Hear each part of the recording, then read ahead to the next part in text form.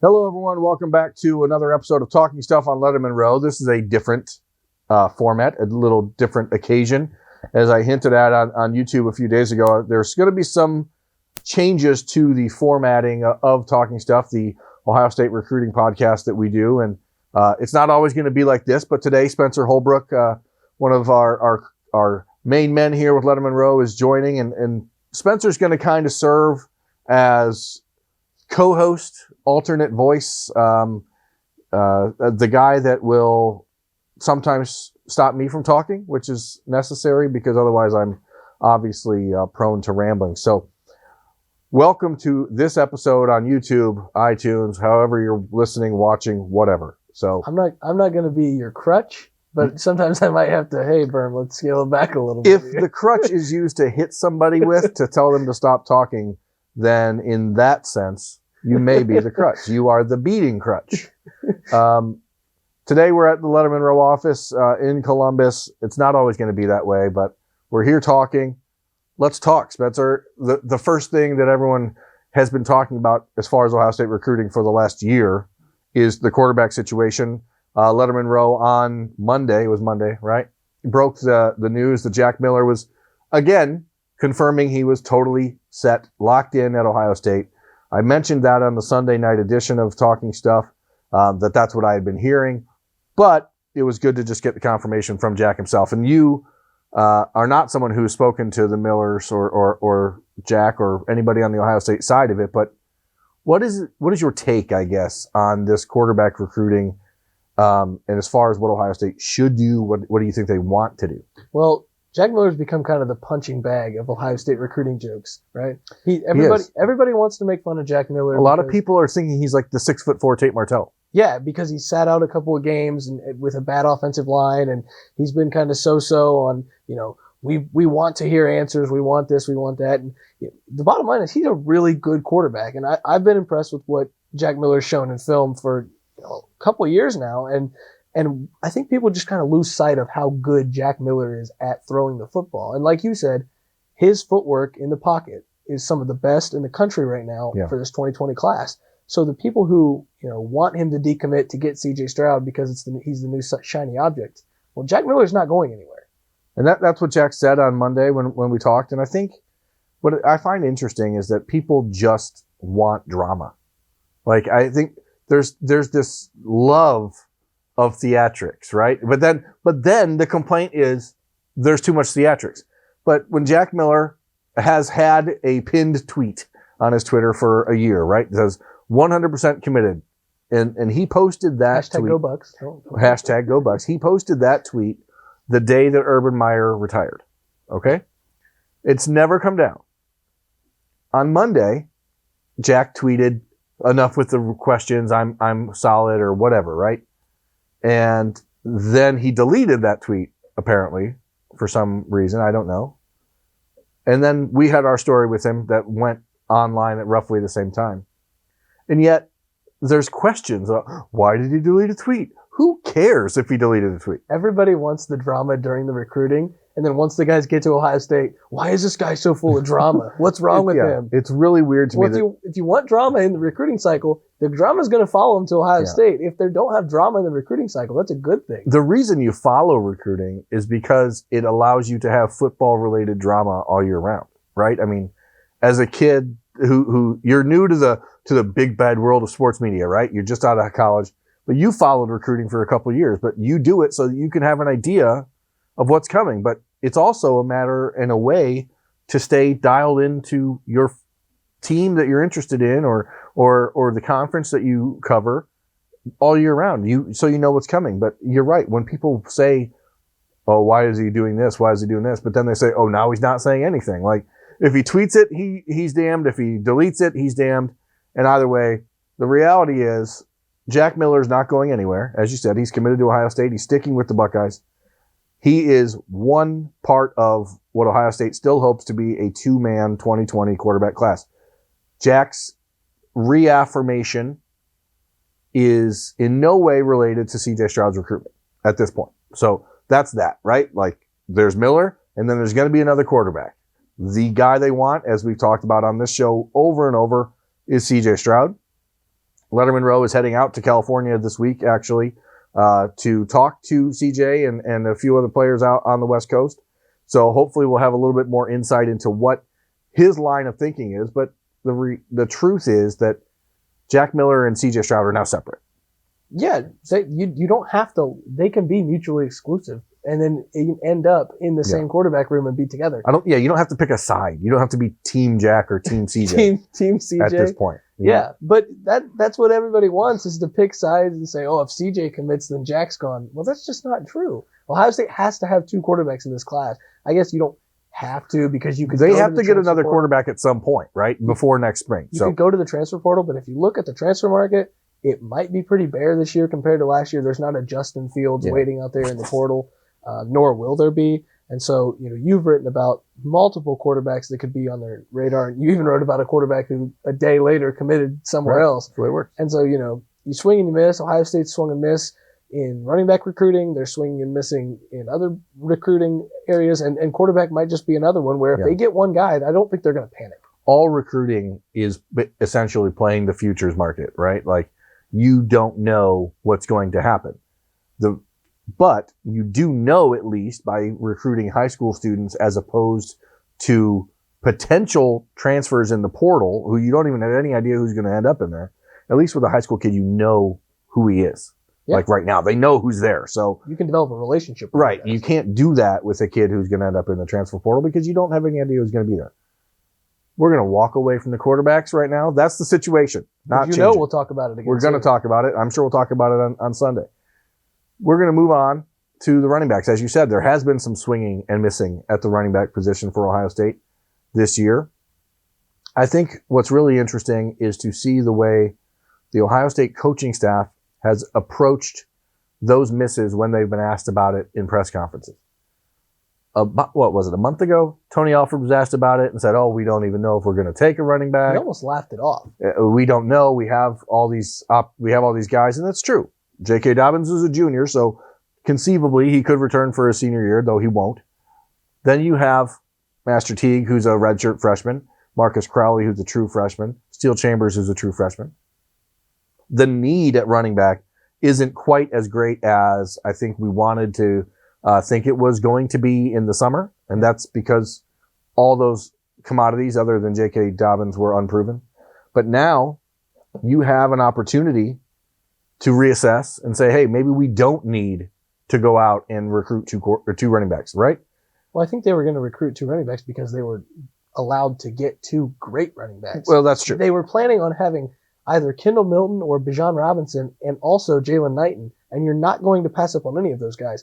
Once you miss on those guys, it becomes okay, let's reevaluate. Do we actually need that when we can take 6 or 7 offensive linemen, when we can take 6 defensive backs? Do we really need 2 running backs? Right. Or when you realize all of a sudden, crap, we need a second quarterback. Yeah, right? The answer is no at the running back position because you have a little bit of depth still there, even if you lose J.K. Dobbins. Right. And so Ohio State's going to get a running back. Right. And as I said, a month ago, Tony Alford and Ryan Day both kind of brushed off the notion that they had to get one in this class, right?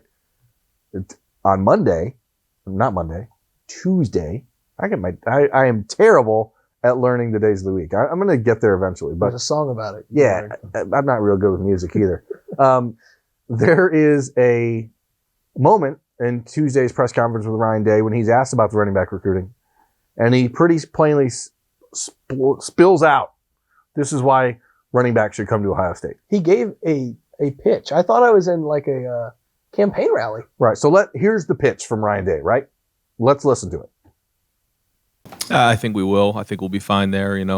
JK's having one heck of a year, and I think if you're a running back throughout the country in the United States and you're seeing the history of running backs at Ohio State and what we're doing this year and what we've done in the past, I think you'd be foolish not to give Ohio State a hard look. And we're really confident with some of the guys we're recruiting right now, and there's a long way to December and then February, so we feel strong. We also feel really good about the guys we have in the room right now, and I think it's all going to work out. So there's Ryan Day's pitch to running backs, right? Yeah.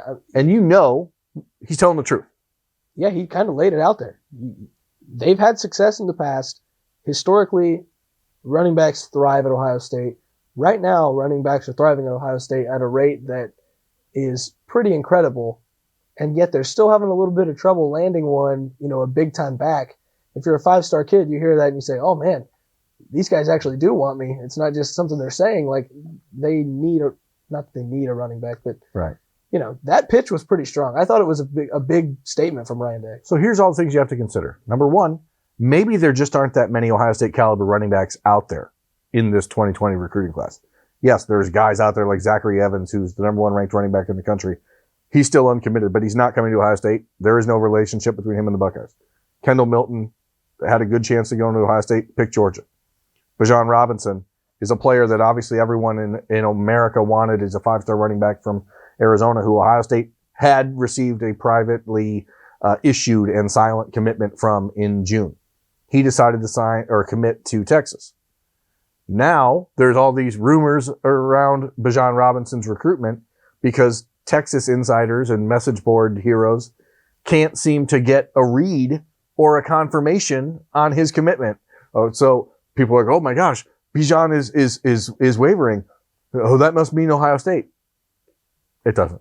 If he's wavering, it's not to Ohio State No. either. I mean, I know I'm kind of springboarding for you to talk about this, but from what you've written and what I've learned from talking conversations with you, it's not going to be Ohio State, whether he decommits from Texas or decommits from a second school. It's not going to be Ohio State. Yeah, when all the rumors started about Bijan Robinson this past June, right before his decision was made in July, it was his family wants him to stay closer to home.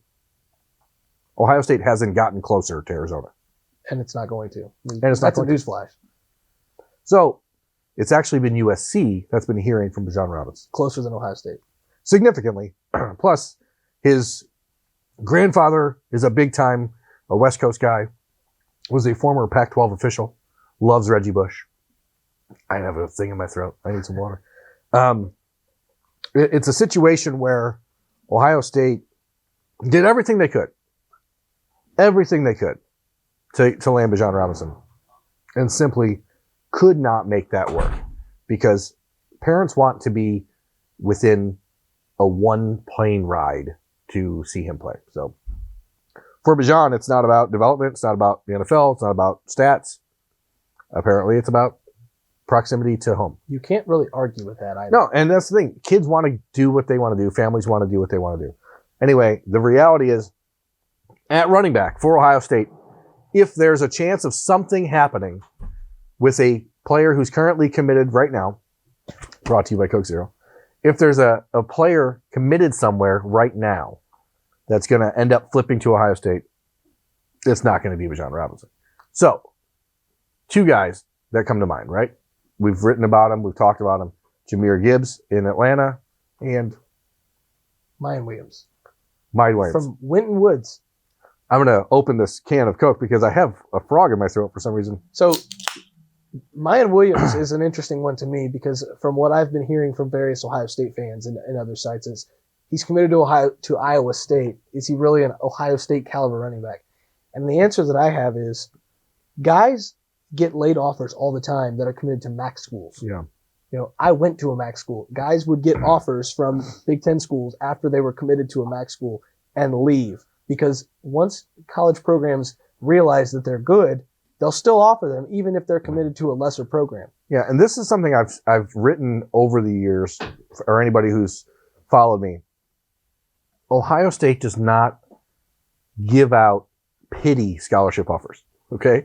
If they don't think a player is good enough to play in Columbus, they are not going to offer them. It does not matter if they need a running back or not. They are not going to take a player that they don't feel confident can contribute at Ohio State. And especially an in-state kid. Especially an in-state kid because you can't back away from them. You can't say, oh, well, this offer is contingent on this, that, or the other thing. These are kids who they know if they offer you, you need to be able to say yes to the offer. Yeah, because these in-state kids, Ryan Day is trying to put a fence around the state of Ohio, more so than Urban Meyer did. And if you offer a kid and then back away from that offer, well, you've ruined that relationship with that school. And it's not just that school. I mean, Mayan Williams is extremely close to Paris Johnson and a handful of other players in the Cincinnati area. You don't just say, oh, we want you, but just kidding, we don't. Yeah. So right now, if you're talking running back, again, same guys we've talked about. It's Jahmyr Gibbs down in Georgia, committed to Georgia Tech, and now Mayan Williams, who is going to visit Ohio State for the Penn State game. Jahmyr Gibbs will visit for the Maryland game. We'll talk about that next week. Final thing tonight on this episode of Talking Stuff, the Lettermen Row Ohio State Recruiting Podcast. 2021 wide receiver. Buckeyes have one committed already. That's Jaden Ballard. But Troy Stellato, one of the top targets in the class, on Tuesday, put a little teaser on his Snapchat. That's right. I'm trendy. I'm hip. I'm with it. And said that a commitment was coming sooner rather than later with the eyes, right? The googly eyes. So sooner could mean today, later could mean the Army All-America game, and you're looking at anywhere between now and... Yeah. I think that what he's saying, I think he's saying sooner, right? So here's the deal with Stellato. He visited Ohio State. He's been to Columbus 3 times since April. Came in for the Ohio State spring game. Came back and camped in June. Came back to visit for the Ohio State-Michigan State game. He's a 3-star receiver. His offer list is ridiculous. His rating is garbage, essentially. I think more so than any other athlete that we've seen, any other recruit that we've seen, do not let the 3 stars scare you. It is an offer list that will significantly change his rating when the season is over and these networks go through and update their stuff. But he visited Alabama this season. He's visited Ohio State this season. He is expected to visit Clemson. That visit is expected to happen in the middle of November. Sooner rather than later, does that mean he waits until Clemson? Maybe. Does he still go take that trip? I don't know.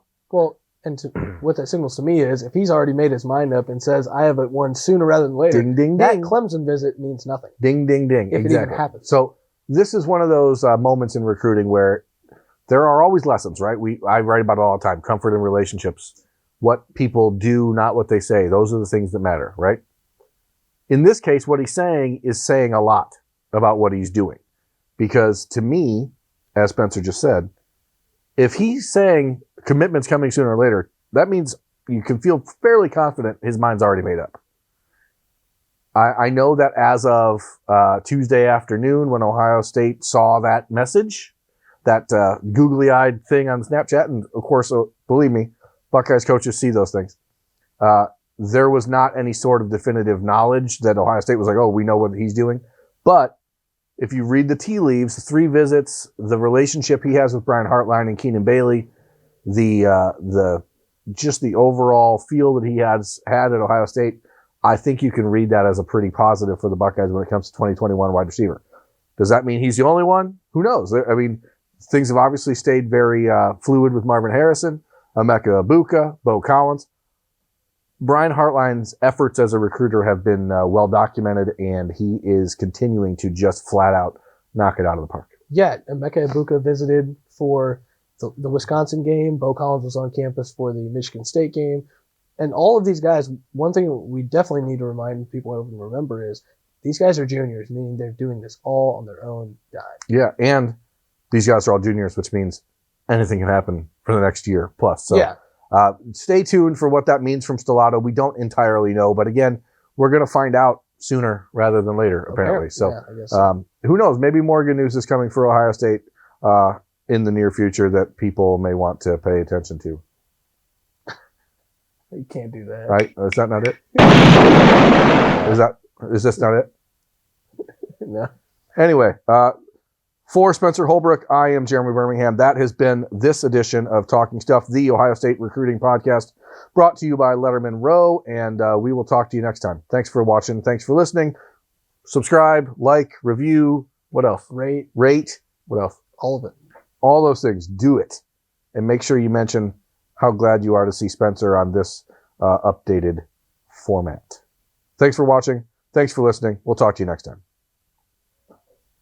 Thanks for watching. Subscribe below to get the latest videos from Lettermen Row. We got Letterman Live, we've got the practice report, we got rapid reaction. Hey, and you know we got Buck IQ with Zach Bourne. For sure. We got recruiting breakdowns with Berm. We got whatever you need. Ohio State football and Ohio State athletics, we've got you covered here at Lettermen Row.